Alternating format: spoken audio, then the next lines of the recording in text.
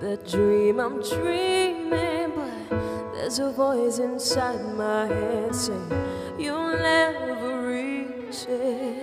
Every step I'm taking, every move I make feels lost in no direction. My head is shaking, but I gotta keep trying, gotta keep my head held high. There's always gonna be another mountain, I'm always gonna wanna make it move, always gonna be an uphill battle. Sometimes I'm gonna have to lose. Ain't about how fast I get there, ain't about what's waiting on the other side.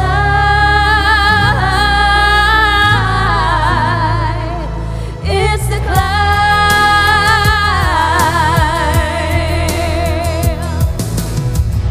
The struggles I'm facing, the chances I'm taking, sometimes might knock me down, but no, I'm not breaking.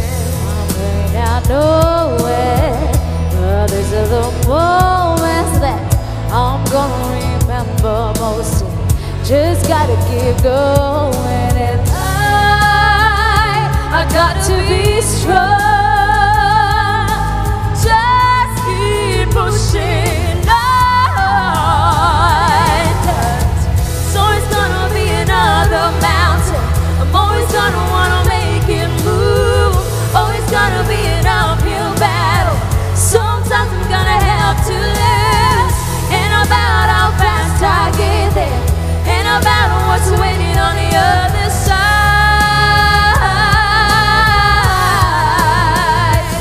It's the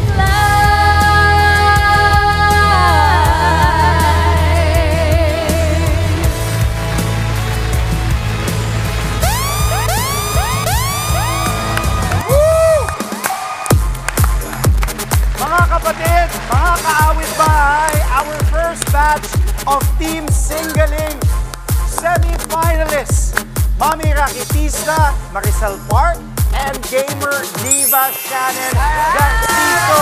Good morning, mga kapatid! Bagong kwentahan! Marisol and Shannon, what does it feel or how does it feel like being part of the semi-finalists? Kasi big deal yan. Yes. Sige, go. Shannon. Sige ako. Sobrang nakaka-excite po kasi knowing the fact na kami po yung unang nakapasok, sobrang, alam mo yun, sobrang blessed sa feeling. Yun, thankful. Yes, of course, unang-una sa lahat, thank you Lord kasi nakapasok tayo kasi po dito sa Pilipinas. Ako, napakarami pong magagaling na Totoo singers. yan. Ang hirap That's pong right. makapasok sa mga ganitong klaseng shows. So thank you Lord po, of course. And syempre po, nakaka-pressure po kasi po kami po yung nauna. Nakaka-pressure po, parang lahat ng pressure ay nasa atin. Joke lang. Pakwento naman kami nung naging journey ninyo. Di ba, dito sa Singaling, yung highlight nung journey ninyo and yung challenges. Definitely yung mga disiplina po sa sarili kasi syempre marami pong dapat bawal tayo mag-sweets, kailangan na kompleto sa tulog para kondisyon Kaya pala yung boses. wala dito sa tatlong to yung singer.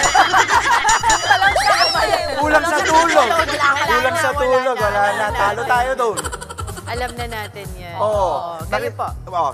Sa akin naman po, syempre po, during yung competition po, magkakasama po kasi kami ng mga contestants. So, isa po sa mga parang, nagkakaroon po ako ng sepangs, hindi ko po alam kung ako lang. Kasi po parang pag may nawawala sa group, Oo. parang medyo masakit Siyempre, din po. mabigat. And yes, yun po yung parang medyo masakit para sa akin. Isa sa mga importante din kasi yung anak mo, yung nagbibigay sa'yo ng lakas loob. Gaano ka-importante yun na syempre na ma-inspire mo sa bawat pagkanta mo sa iba't ibang kompetisyon na nandun yung anak mo na alam mong sinusuportahan ka all the way?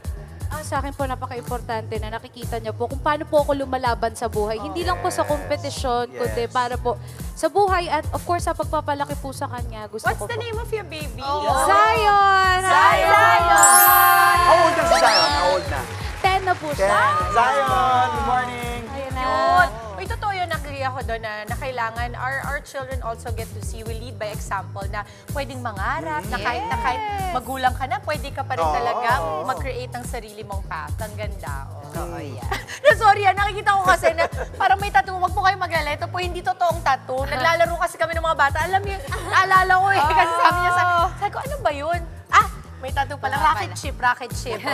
Ikaw din ba nagaganito ka sa anak mo? Opo, nagigising na lang po ako. Puro tattoo na rin ako. Or may mga drawing na tayo sa katawan natin. Si Shannon naman, kung si Maricel, yung anak niya, si Shannon, ang pinanguhugutan mo is your papa. Anong pangalan ng iyong ama? Edmar po. Nani Edmar, Tatay Edmar, good morning po. Good morning po ha. Maraming salamat. I'm sure proud na proud ka po sa inyong anak. Ano naman yung naging reaction mo at reaction niya ni Papa Edmar nung nalaman niya na... Papa ka?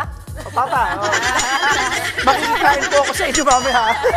Hindi, nung nalaman syempre ni Tatay Edmar na yung anak ko, semi-finalist sa Singaling. Ayun, sabi po ni Mama sa akin, sikreto po umiyak yung dad ko. Kasi hindi pa siya Hindi po. Parang secretive po siya na tao. I think yung generation nila, no, medyo parang mapagtago pa ng... Yes.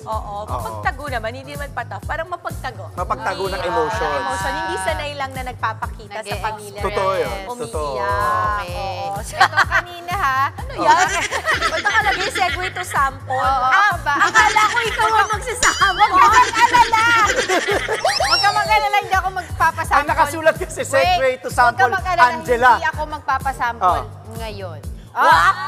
Joke lang. Kanina narinig ko natin yung duet ninyo, yung version nyo po ng pagkanta. At syempre, hindi namin papalampasin ang hindi natin marinig. Yan. Yung individually, di ba? Yes. Ang inyong pagkanta.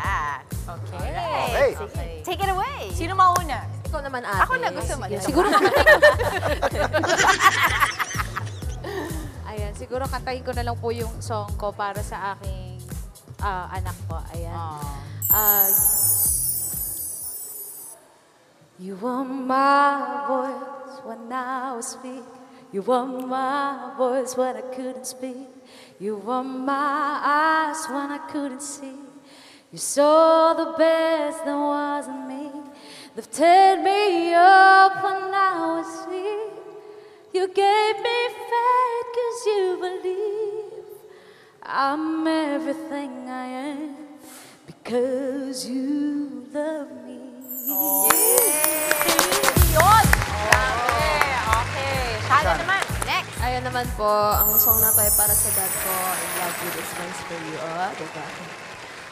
Can't stop me from believing that my love will see you through. Thanks to you.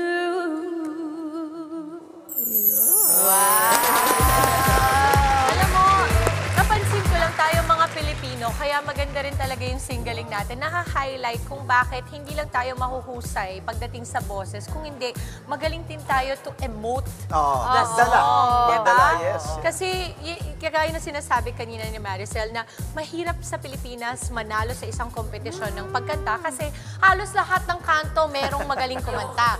Diyan nagkakaalaman na lang kung para kanino mo inaalay ang journey mo at ang boses mo. So, ang ganda. Bakit napili mo yung song na Because You Love Me? Para kay Zion. Siguro po yung lyrics talaga mismo, Mama Dims, talaga Nagre-resonate. nararamdaman ko at ganito pala talaga maging ina. Totoo yun? Halos lahat ng gagawin mo. First, of course, glory para kay Lord. And pangalawa talaga, anak talaga agad. Totoo yun. Feels Changes mo. you talaga. Oo. Changes you. Shannon, ikaw naman. Yung thanks to you naman po kasi I'm super thankful sa dad ko for everything that he's done for me and my siblings. Ang galing makita, no? Kasi on a perspective ng magulang at dito naman perspective ng anak. Ang ganda. Okay, sa darating na Mayo, hindi ko masabi yung 18 sa Tagalog. Bayan? 18. Sorry po. Mayo 18. Hindi. Spanish yun Spanish. 18? Spanish daw yun. Mayo ika-18. Yun! Mayo. 18. May 18 na lang. Mapapanood na po ang Celebrity Edition ng Singaling. Nako, meron akong mga nakitang pasilip. Kung sino-sino dyan, ano ba yung nilulook forward ninyo sa mga magpa-perform dito? Yun sa akin po, nakita ko po sa teaser kahapon, andun po yung idol kong si CJ Opiaza, kaya I'm definitely looking forward for that. Ako naman siguro mas matinding puksaan po ito sa tingin ko. Nakakatakot yung kantaan, pero puksaan. Puksaan. Sa inyo, syempre. Yes, of course. Panoorin nyo pa rin po ang Singaling at abangan nyo po kami sa darating po na semifinals. And 5:45 po yan tuwing Saturday po. Manood po kayo mga kaawit bahay at mga kapatid. At ayun, again, this May 18 na po yan, ang Singaling Celebrity Edition, kaya tutukan yan. Ganda! Thank you so much! Singaling! Mga kapatid, Dimples Romana po, kumpletuhin ang inyong umaga ng mga kwentong puno ng inspirasyon. Salubungin po ang bawat araw ng may ngiti at pag-asa. Kaya't mag-subscribe na po at mag-follow na sa aming social media pages ng News 5.